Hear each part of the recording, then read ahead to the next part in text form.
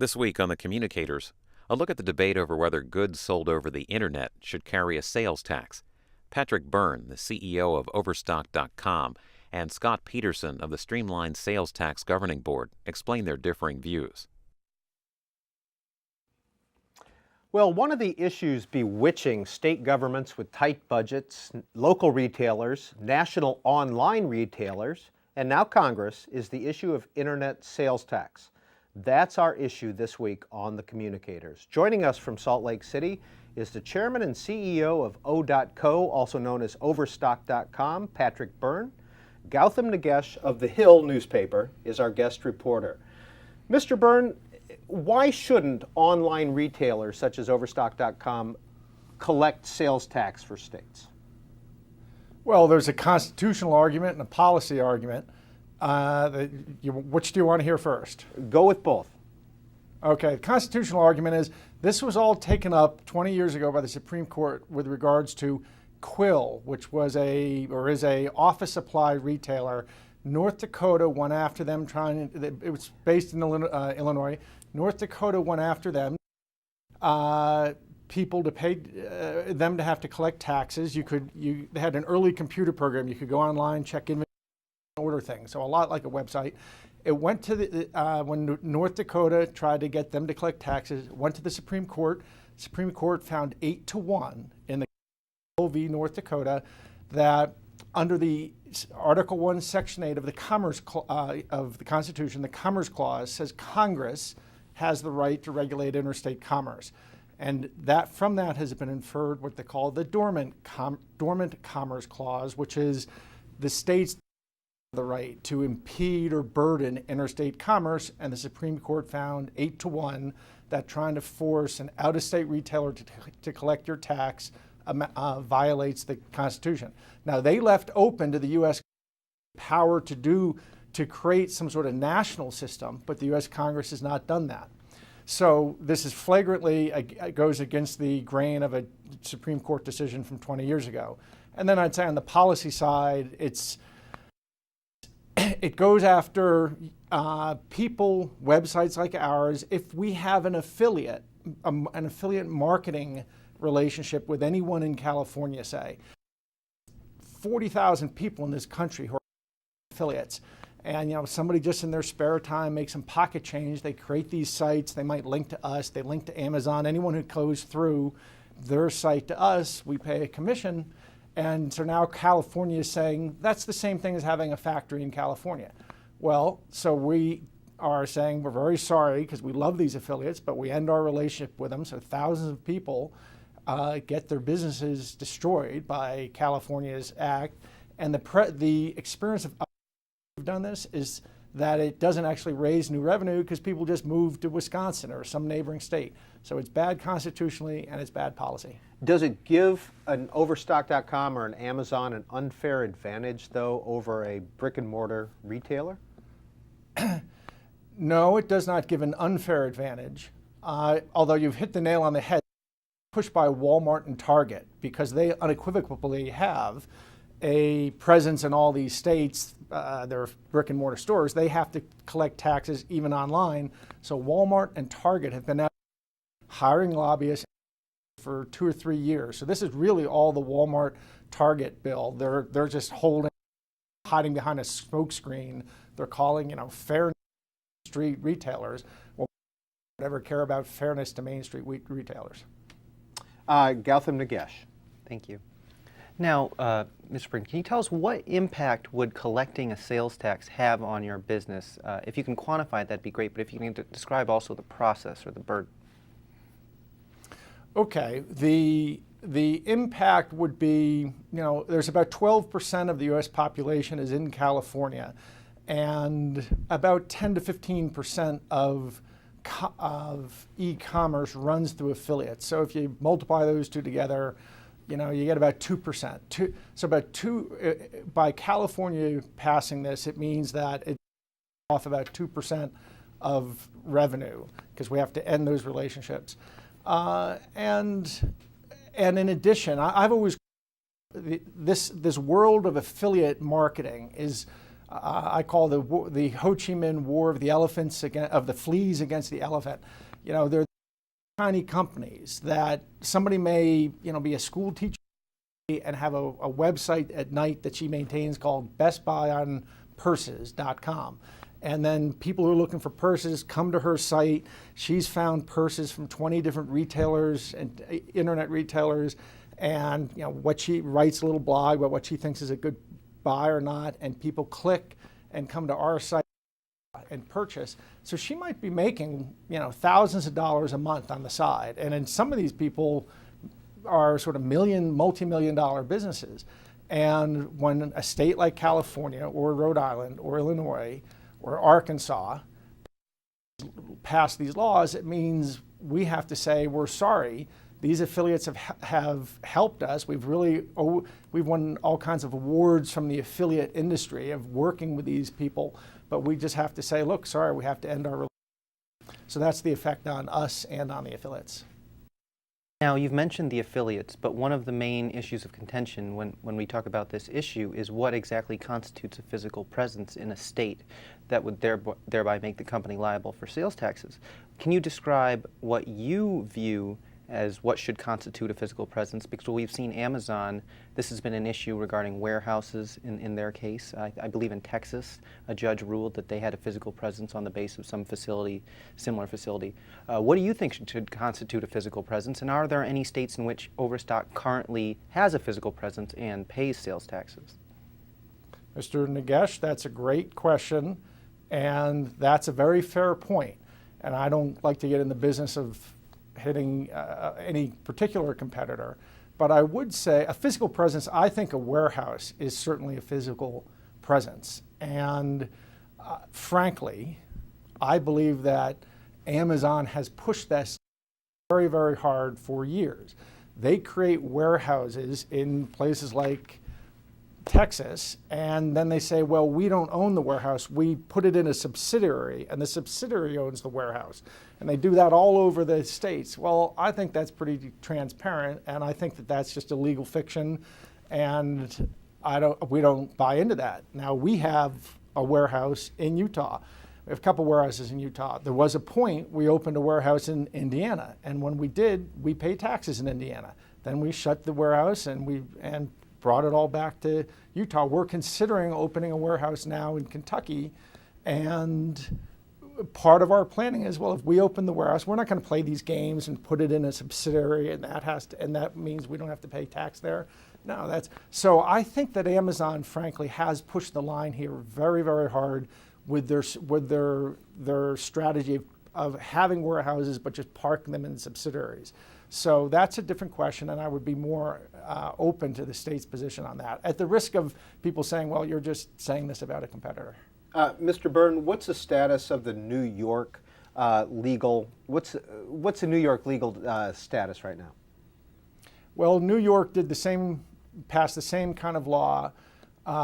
We ended our relationship with affiliates, so did Amazon, and Amazon filed a suit, and the appellate court, the state court pretty quickly ruled against Amazon, but it got kicked immediately up to the appellate court. It may actually be at the New York State Supreme Court now to decide this. It'll just getting kicked back until it reaches, I think, the U.S. Supreme Court.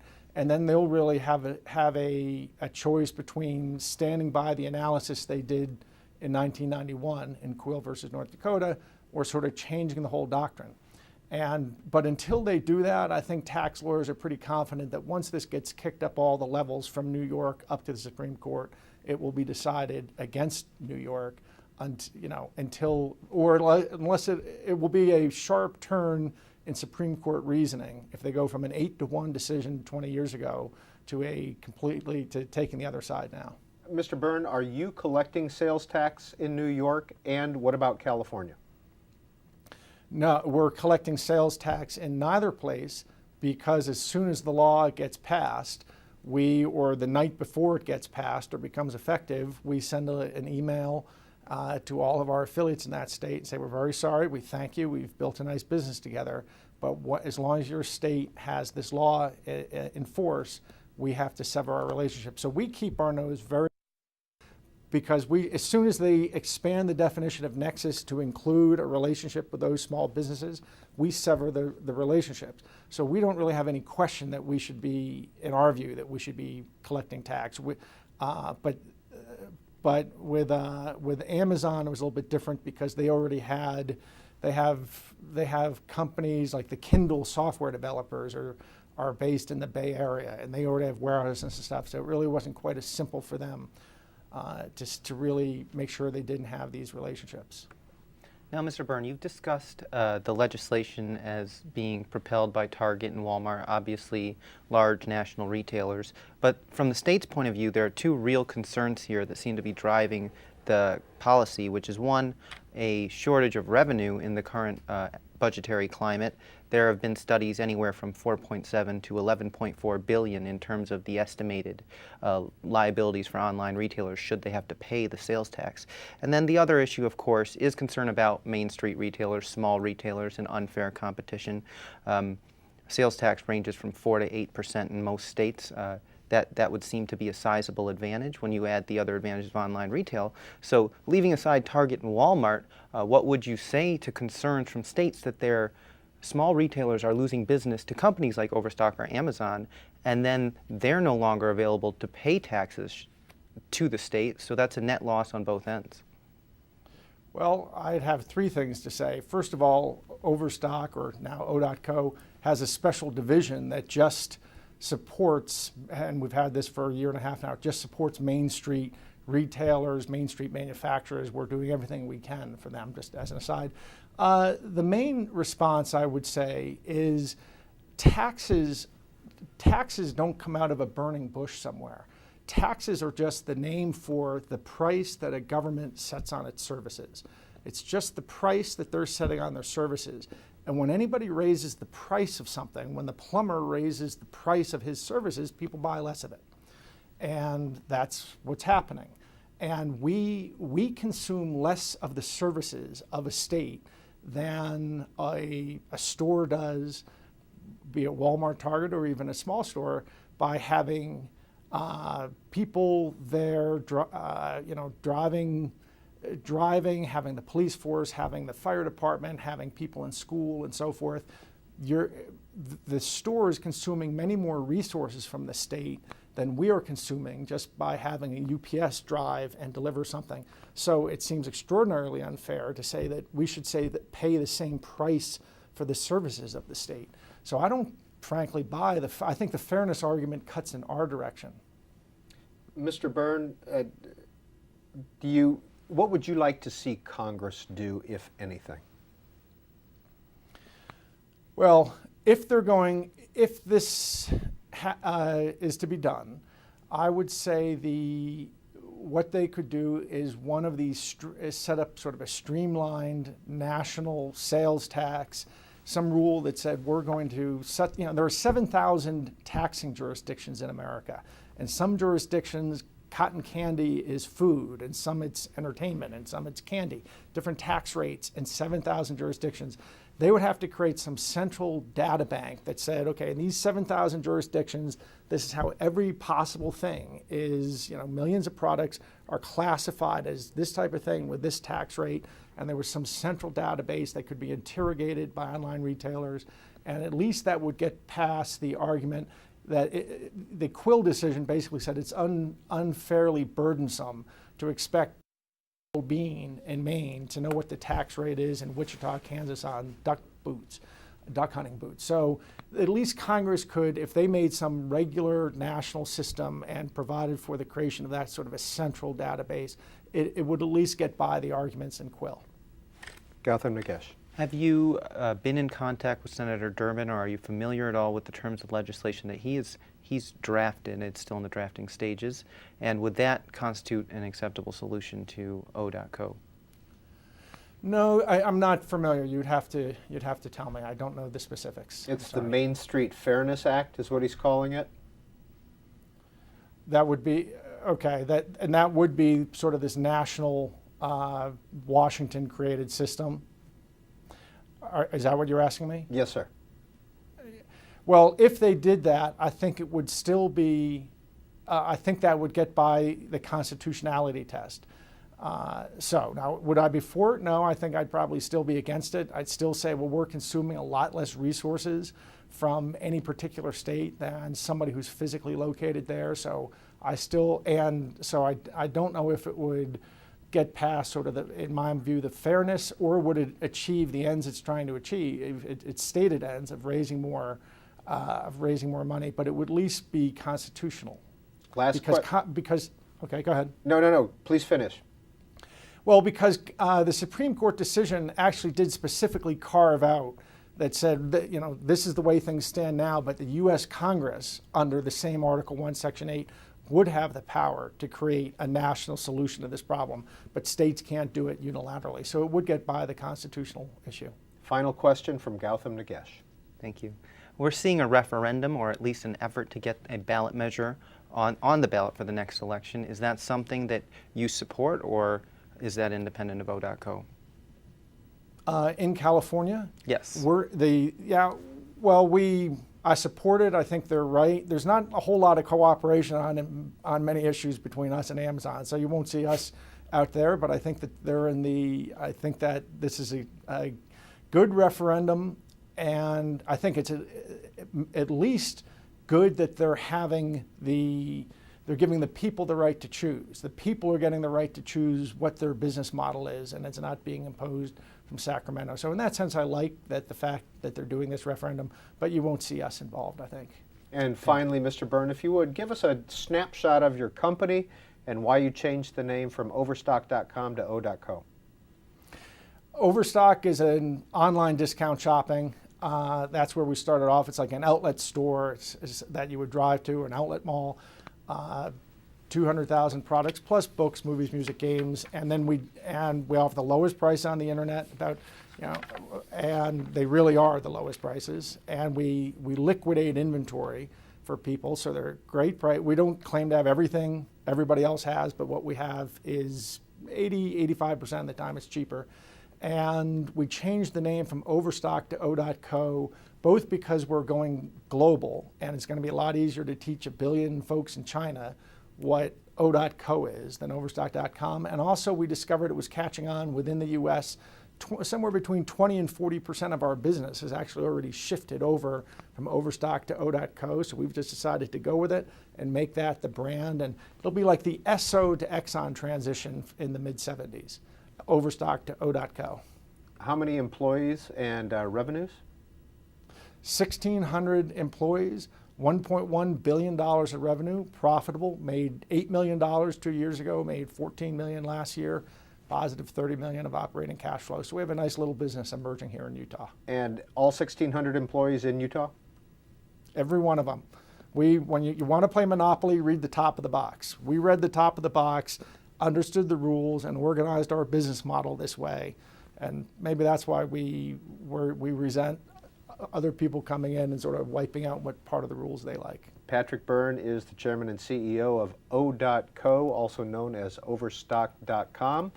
Thank you, sir, for joining us from Salt Lake. And as we continue our conversation on the issue of internet sales tax, up next is Scott Peterson, Executive Director of the Streamlined Sales Tax Governing Board. It's a group that works with the states to find a solution to the internet sales tax issue. We'll be right back. And we're continuing our conversation about internet sales tax on the Communicators. Now joining us, Scott Peterson, who is Executive Director of the Streamlined Sales Tax Governing Board. First of all, Mr. Peterson, what is your organization? We're an organization of state governments whose principal purpose is to reduce the burden that retailers face as they're trying to collect state sales taxes. Well, we just finished talking with Patrick Byrne of Overstock.com, and he told us why he doesn't think a company such as his, based solely in Utah, should have to collect sales tax from all the different taxing jurisdictions around the country. Why do you think that a company like Overstock should? Our view is that retailing has changed, and there was a time when retailing was impossible across state boundaries, even though some tried to engage in business across state boundaries. Today, it's extremely simple to engage in interstate business, and the world is slowly moving toward not in too distant future, will be the majority in internet sales in this country as of total sales. And at that point in time, the state sales tax will cease to exist. But the internet, frankly, is perfectly suited for collecting sales tax, because sales tax is best done when it's fully automated.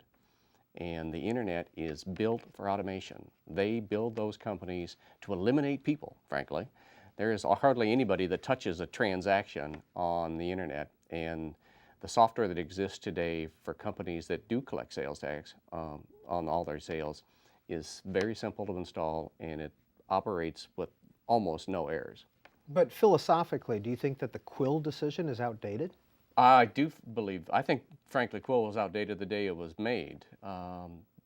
Physical presence is probably the worst test one can possibly think up to make this thing possible, because the people who often have the physical presence are the people who have the least ability to collect sales tax. I talk to a lot of retailers around this country and a lot of manufacturers and service providers who are mom and pop service providers, and because of how they do business, they have to collect sales tax. My wife and I were at an antique glass show over the weekend. Every one of those people, and they were all from outside of Tennessee, every one of those people has to collect sales tax everywhere they go.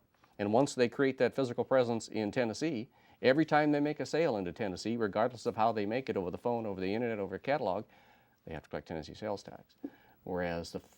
So it hits those people who have the least ability to do it the hardest, while those who are arguably the world's greatest technology companies don't have to do it, and they're the ones that are most perfectly suited to do it. Gautam Nagesh of The Hill. Thank you. Now, when you discuss collecting sales tax, you said that the Quill decision is outdated. Do you believe that there's any chance that the Supreme Court would be willing to readdress or reverse that decision as it's currently constituted? It's going to take a lot of creativity to come up with a set of facts where we can prove to the court that the facts have changed. The court isn't going to reevaluate its legal decision, but it is, we think, possible to get the court to reevaluate the facts.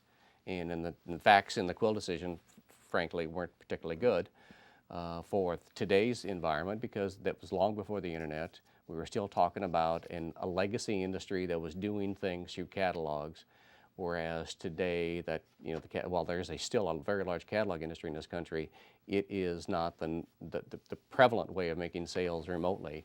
And because we think the facts changed, we think we have at least an opportunity to ask them to reconsider. Absolutely. Now, in that decision, my understanding is that there was some concern to the number of different tax jurisdictions and the varying rates. And you said that that's something that can be addressed because the internet allows for automation. Can you talk about that difficulty? Is it Mr. Byrne told us it's quite onerous, and I suppose that as an organization that helps retailers navigate that, you can offer us your perspective. One of the requirements that we make on states, at the request of retailers, was to figure out boundaries. Retailers said they always had to do the boundary analysis themselves. So they had to figure out which city was changing its boundaries on any given day, and then build that into their computer system and be responsible for any errors. The Streamlined Sales Tax Governing Board requires states to do that for them, and to give that data to retailers at no cost. And all the liability then is on the states for any errors that might happen in that. But I mean, computers are built for numbers, and the world in retailing and remote commerce is tied to two things: your 9-digit zip code and your tax rate. And every streamlined state has to build a database of all the 9-digit zip codes that exist inside their state and in a corresponding tax rate, and give that away free to retailers. So all the retailers have to do is build that into their system, or what we would actually prefer is that they use the software that we're trying to get the whole world to use, which does all this for them. We have a thing called a certified service provider, which is not a very fancy name, but it describes the relationship that these folks have with the states, which is, we certify that their systems are accurate. We certify that their systems will calculate the right sales tax every time in any jurisdiction in this country, and then we give to the sellers that use it complete audit liability relief, just in case there happens to be an error in it. And to be clear, you're talking about collecting sales tax in all states. not just the ones where the retailer has a physical presence. Yes, that's correct. We don't believe physical presence is a valid test anymore. We don't believe retailing is now a business that's solely done where you are located. Your customers are everywhere.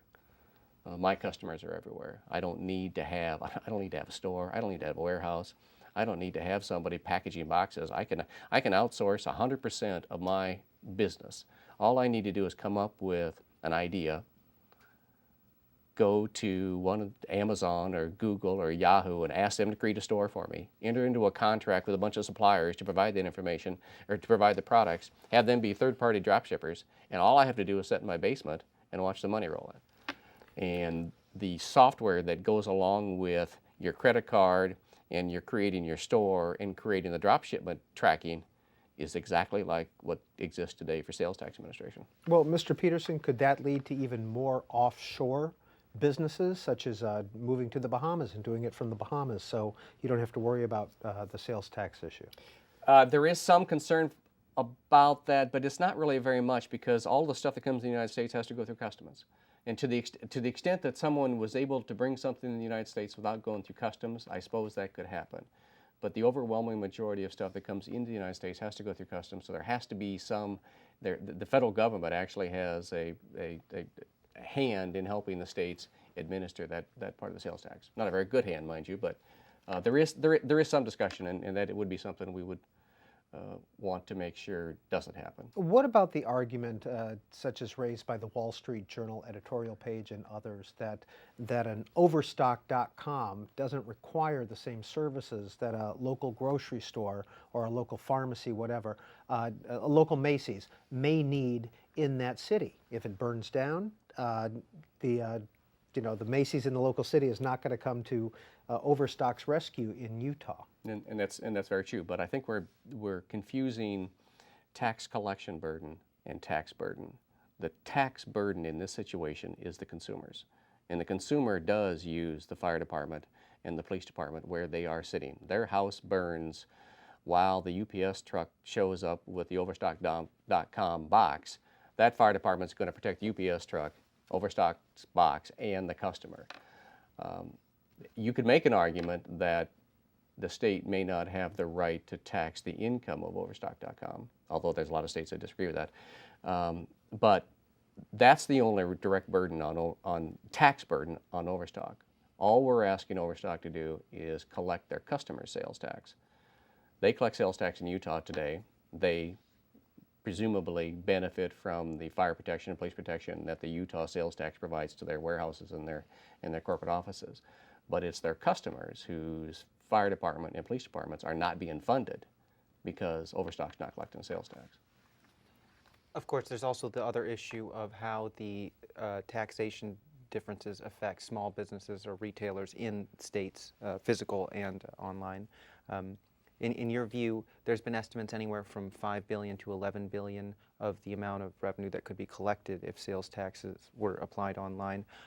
Does your organization have any estimate of how much that shortfall is, and how do you think it impacts retailers in states where they are at the disadvantage to online companies? Our estimate for 2012 is it is a total of $23 billion in lost revenue from lost collections from both online sales, catalog sales, 1-800 sales, television sales. In our world, all of those things are equal. They're smaller compared to what the internet is becoming, but they're all part of the big package. We think that is actually that estimate was given to us in 2009, and the authors of that estimate now think it's low, and we're very concerned that it's going to be much higher than that, and will continue to get much higher than that. Obviously the collection is an issue for the states and local governments that rely on that revenue, but those folks in those little towns across this country that are trying to make a living selling to the people inside their community that have an automatic 6 to 8% price disadvantage simply because that truck is driving around town dropping off packages is truly having a very devastating effect on small and frankly, medium-sized retailers in this country. There's a lot of them. I have, I get way too many conversations or telephone calls from small retailers around this country that are, in their view, being killed by that price differential.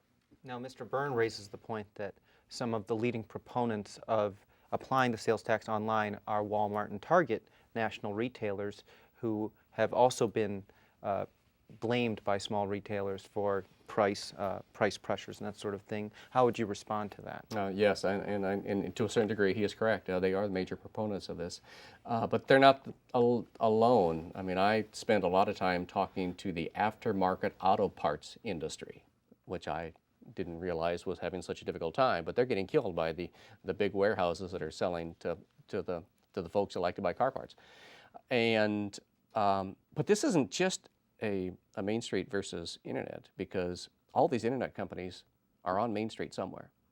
And what happens when we get to the point where everybody's internet? Aren't we all still just Main Street? And aren't we then in the same exact position as we are today, where the internet Main Street retailer in downtown Sioux Falls, South Dakota is competing with the internet Main Street retailer in Ogden, Utah, without that price differential, and where they're butting heads against each other, trying to steal each other's local customers. And so, in our view, this isn't necessarily Main Street versus internet. This is a retailing versus retailing, and at some point in this process, we all have to compete with each other without the government giving one a competitive advantage over another. Mr. Peterson, you said earlier that you saw state sales tax going away. Could you expand on that a little bit? There is considerable concern among my employers that as you and I, the three of us, change how we shop, that soon we'll find ourselves in a situation where all the sales are on the internet. Now, I met with a state senator of Missouri this last winter who couldn't understand why we wanted to fix this problem, given that in 20 years there wouldn't be any Main Street stores. And I was actually a little bit taken aback, because I actually couldn't think of a response to that, and I thought I could always think of a response. But it made me think, well, what if he's right? What if there isn't Main Street in the sense that we see Main Street today, and you can't walk into a store and buy something? You can go online to that store that's around the corner and buy something and have it shipped to you around the corner. But at that point in time, all of us will be doing so much of our shopping online that there isn't anybody collecting the sales tax. But then we still have the same situation where I'm shopping around the corner online, they still have to collect my sales tax, whereas the rest of the world doesn't. And nearly 50% of all the computers sold in this country are sold online. 30% of all consumer electronics are sold online. If you're and if you see it, Circuit City, they're gone. Some of the others in that business are big supporters of what we're trying to accomplish, because they're scared to death that they will be the next ones to go. Big box retailing will be a thing of the past, which might be good for small town retailers, but I'm not sure it's necessarily good for retailing. Mr. Peterson, this issue is getting some attention in Congress. Senator Durbin, Senator Enzi are working on a draft bill, the Main Street Fairness Act. What would you like to see Congress do? We would like to see we'd like to see Congress adopt the Main Street Fairness Act, as Senator Enzi has been working on for 10 years now, which gives states the authority to require retailers to collect their sales tax if those states have done the minimum simplification things that we, the states, local governments, and businesses have worked the last 10 years trying to establish. Give states who've made the actual effort to make their tax better the right to enforce their sales tax. Because that's what this is all about. This isn't really about making somebody collect that's not collecting. This is about getting our tax enforced. Gautam Nagesh, last question. Now, in your view, is legislation necessary? Mr. Byrne brought up the constitutional argument that Congress is the body that is given authority to regulate interstate commerce. Could this be done without an additional legislation, or is a bill like Senator Enzi and Senator Durbin's efforts necessary? That's a never-ending debate among our group. Our preference would be legislation, because that is a negotiated settlement. If you go back to the court and you get the wrong set of facts, we could all end up with a situation where an odd group of people have to collect. And our preference would be that everybody above a certain small business exemption would collect, and they would all collect following the same rules. And every state would have to do something to make their tax system better. Scott Peterson is the Executive Director of the Streamlined Sales Tax Governing Board, which represents states in their efforts to get sales tax collected by internet companies. Gautam Nagesh is a technology reporter with The Hill.